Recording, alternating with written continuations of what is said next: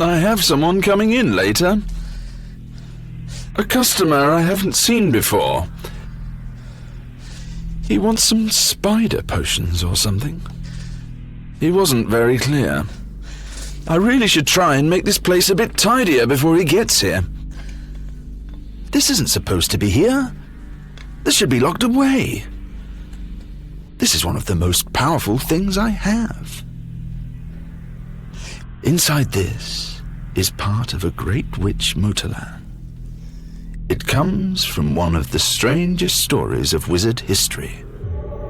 Now, wizards generally employ owls in sending messages, but when Motorland attempted to mobilize an army to conquer the magic world, she used some everyday animals.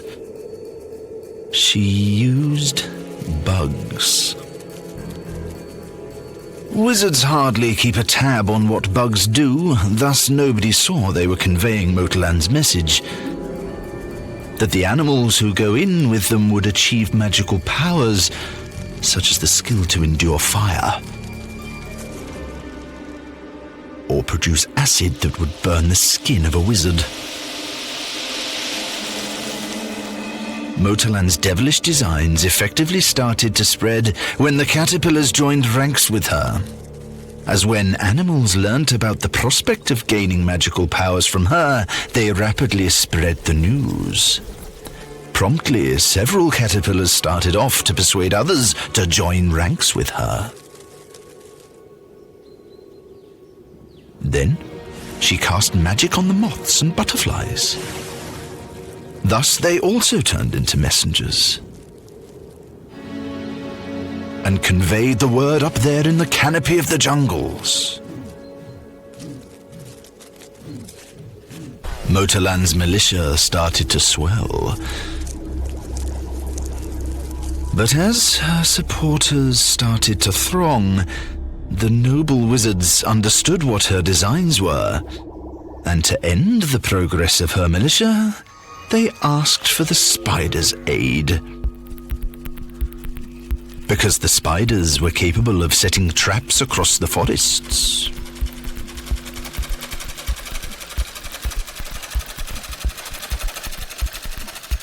Traps which are impeccable to trap moth messengers.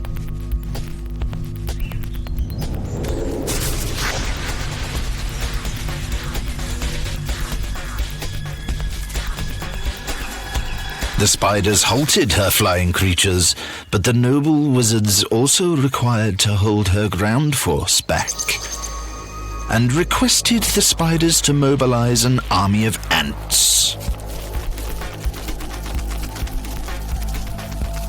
It was very soon as Motorland's army had to watch out.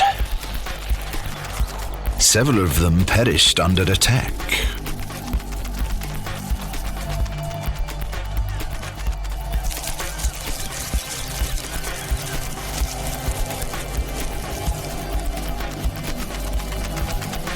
Motorland understood she wouldn't be able to earn a victory with the spiders against her, so she masqueraded as one of them. But true spiders have very sharp eyesight and could spot her disguise. They pressed the alarm bell, and there was no fleeing now. The noble wizards went in and amputated all her legs to put an end to all her evil designs once and for all. And all 8 legs are kept separately. I am proud to be one of the guardians, which is quite a responsibility. If all 8 legs were reunited, she could rise up and start causing trouble again. I should stay more vigilant, particularly if strangers are around, asking for spider parts.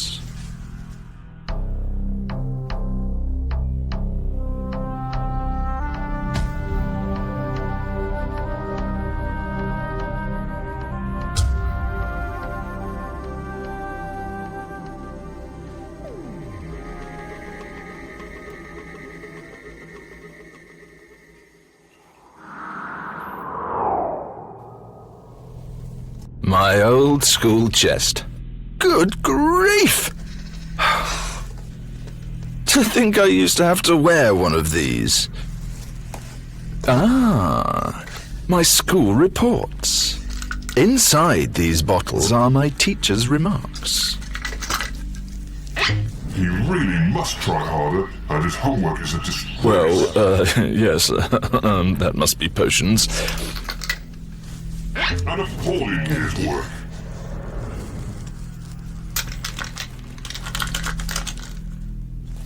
Now, this one should be better. An excellent pupil. Ah, yes, human studies.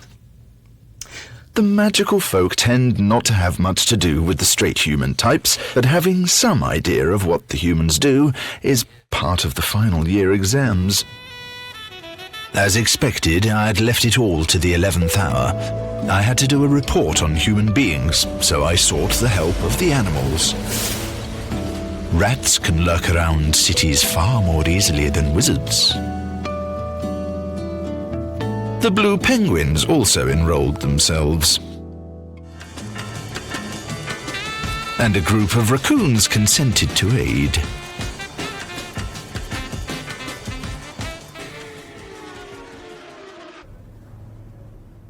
The rats sneaked in human houses and sent back reports on what they loved to have.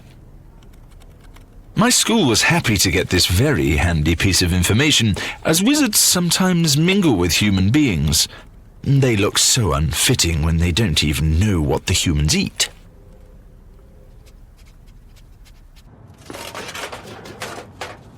More such reports on food came from the raccoons, since the human beings waste so much of their food. These reports were handy, but I asked my informers to be on guard for any outlandish human behavior. When the blue penguin informed me about dancing people, I could not stop myself from adding a tiny magic spell. To stick their dancing for a while, I tried a couple of speeds. That amused the penguins in a big way. And they even tried emulating them. But I had to find out something about human beings which wizards were not aware of much. Such as what they did in those enormous city towers. And the simplest way was to seek the help of the peregrine falcons. They are adept in finding the perfect place to watch human beings. They informed me that the human beings are ruled by computers, which would be useful for the wizards, as by fiddling with these machines, wizards can influence their world. Other towers were filled up with books.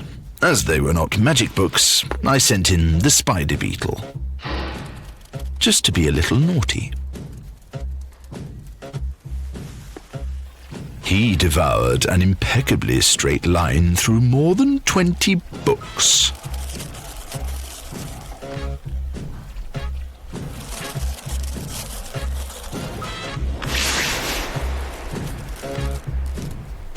It was well worth the effort to see the total bewilderment on the faces of the human beings. So I finished my one good report with the animals' help, and the penguins did remind me to unstick the humans.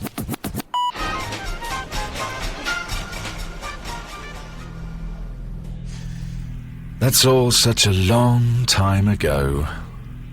I rarely inquire about what the human types are up to now, but if I ever needed to, I should know whom to ask. I think that's an interesting thing. This one piece will make 52 layers. Watch on mobile devices or the big screen. All for free. No subscription required.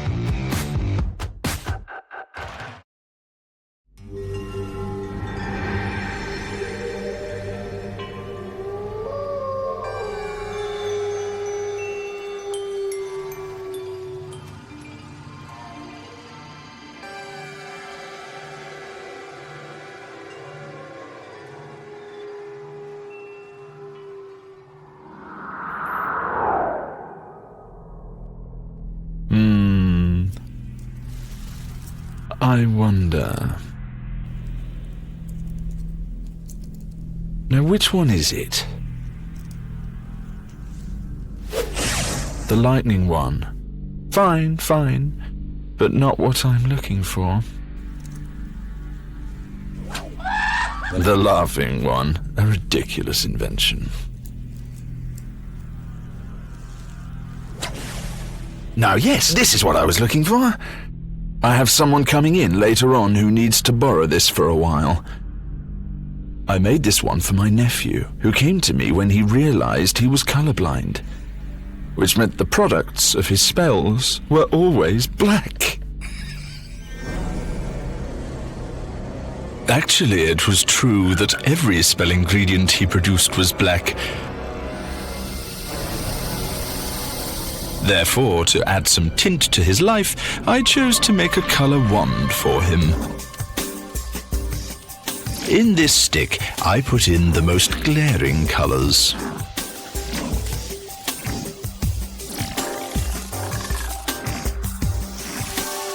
And when the wand was all set, I sent him off for preparation, with firm orders to practice only one color at a time, beginning with orange.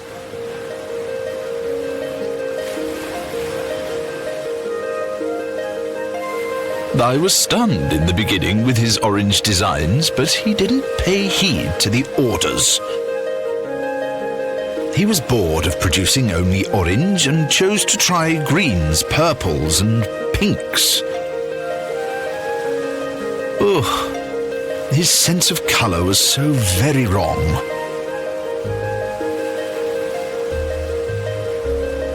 I had asked him to concentrate on only one colour at a time to avoid this kind of idiocy with colour.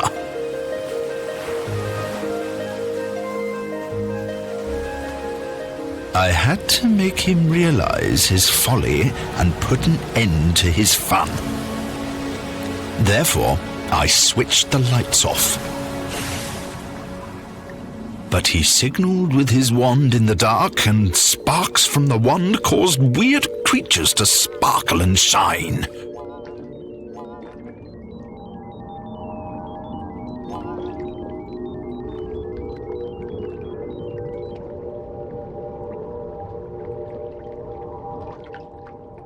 He even came across the fact that he was capable of producing sparks from his wand, which started to glow if a fish gobbled it up. Enthused about his new colours, he departed from the sea and tinted the very first beetle he came across, making it glow like the waterborne fish.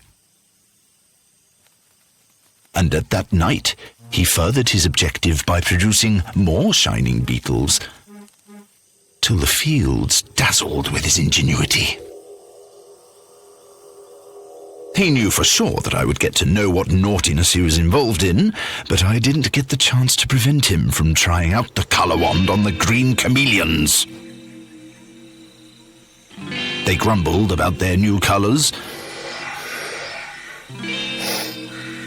but he gradually began to get accustomed to the idea. And they even thought the new appearance was very amusing.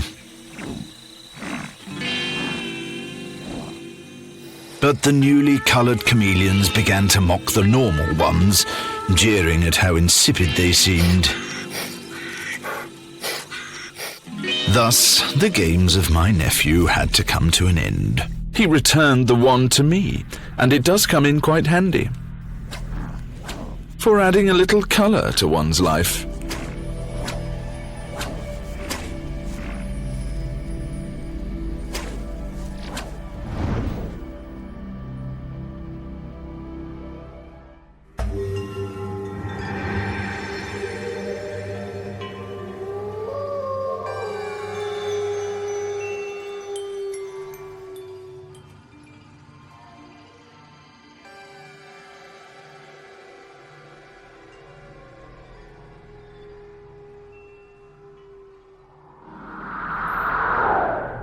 I really must sort this place out. If someone comes in asking for a dog bark remover, then it takes me an age to find anything. Well, now this is something I haven't seen for ages. I wonder if it still works. Regalion! Mugwall, what are you doing here? Oh, Regalion's busy, is he? Oh well, I guess you'll do. This, my little friend, is known as a spirit ball. When I place it next to you, it reveals the history of your spirit. Ah, yes, wolves, obviously. Your dog's soul recalls its wilder past. Regardless of the different shapes you dogs have assumed, wolves are your ancestors. Your soul can recall how it moved in a pack. Oh, now what is that we have here? Well, is that human beings I notice? Mugwall, you must be a mixed breed because you possess the spirit of the human dogs inside you. Human beings have taken note of the abilities you dogs have and made use of your natural qualities to their benefit. Where now? You possess natural as well as human traits. Let's find out. Ah, of course, the hunting talents of your predecessors. The wolf side of your nature can take down prey much bigger in size than itself.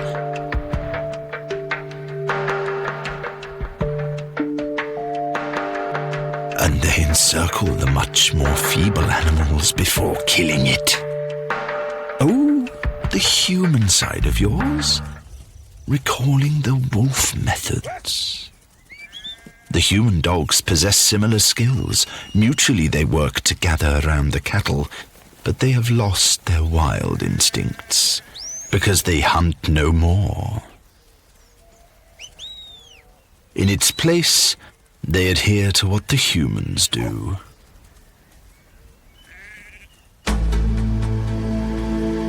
Come again. Wolves in a pack. I understand. Human beings are now a part of your pack.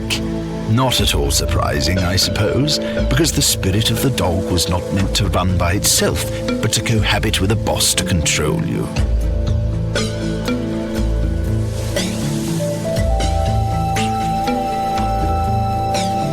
But now what idiocy is this? Running trapped in chains?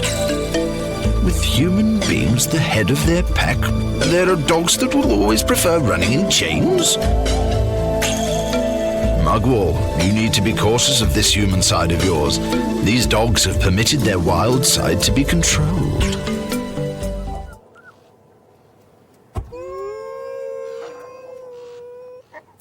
The voice of your spirit. With time, your voice might have undergone some changes, but even now you are familiar with the howls of your predecessor. Now this truly should set an example for you, Mugwall.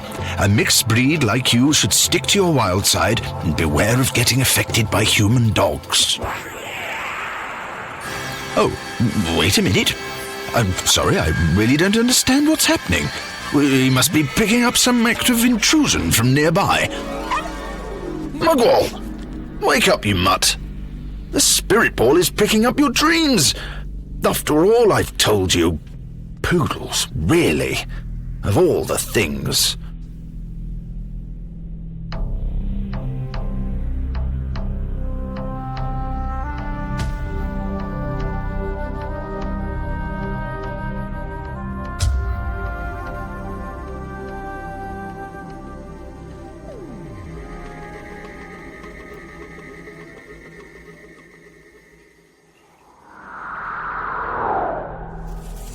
Snakeskin! Snakeskin! Wizards are always asking for snakeskin. What? I don't think this is snakeskin. Now I wonder... Hey, Hey, it is. It really is. My old piece of dragon skin. Dragons were responsible for a baffling human problem we once faced. The magic world prefers to exist far away from the one humans live in. We hardly know anything related to the human world and their beliefs. However, what we do know is for humans, dragons don't exist.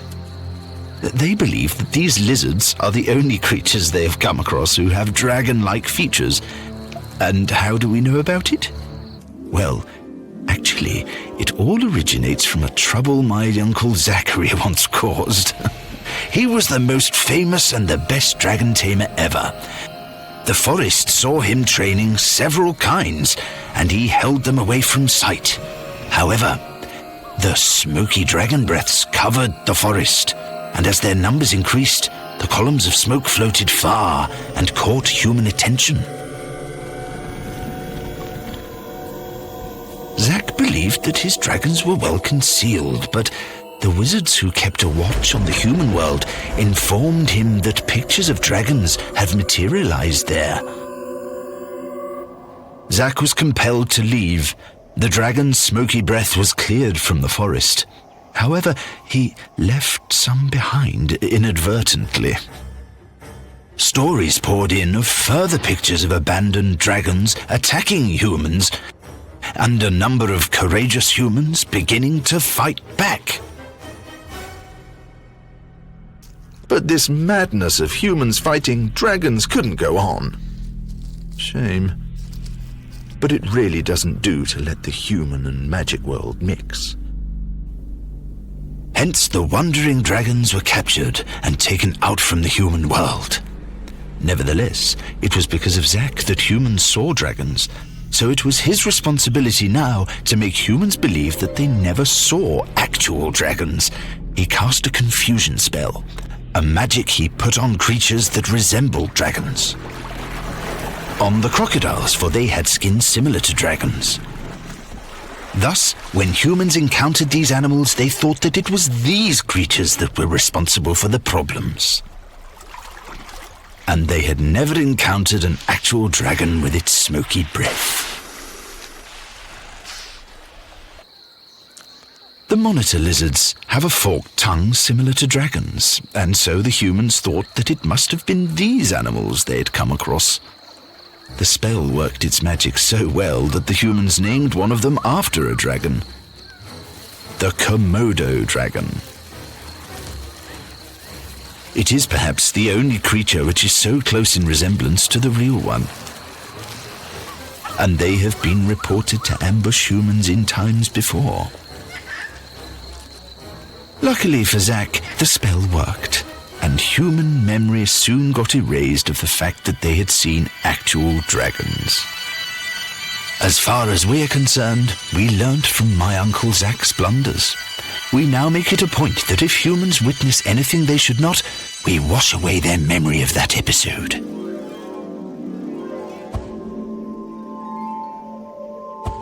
So that nothing like this happens again.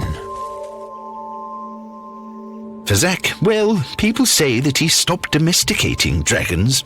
However, when I was a kid, he sent me this piece of skin from his favorite dragon, the Western Blue. So I'm sure he's still out there somewhere. Ah, yes. Dragons never lose their spark.